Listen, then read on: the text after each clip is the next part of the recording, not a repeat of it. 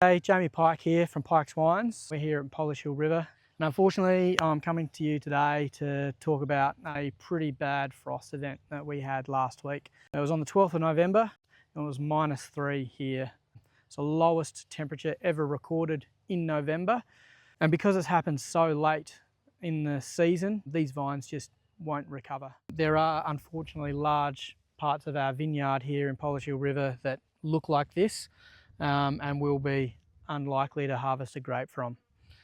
That will impact the 2026 vintage. So obviously everything that's bottled and out in market at the moment, 2025 is completely unaffected, but it is going to mean that there's going to be less grapes for us to harvest from 2026.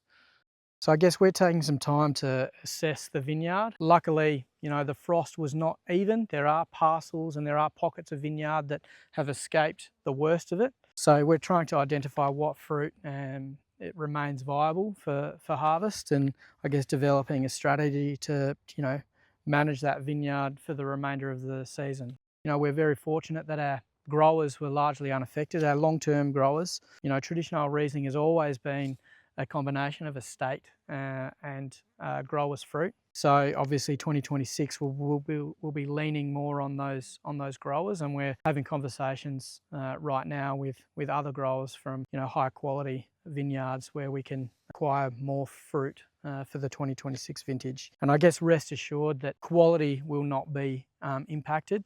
Every single grape that we decide to bring in from 2026 is going to need to meet a specific standard in order for it to actually be included in any of our Pikes wines.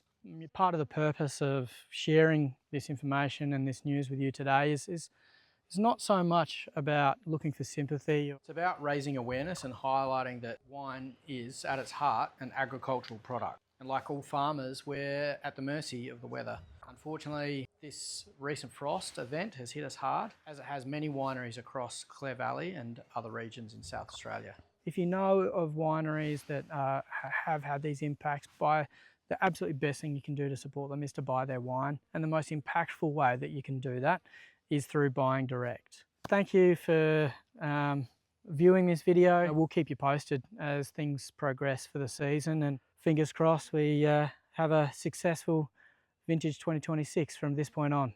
Cheers.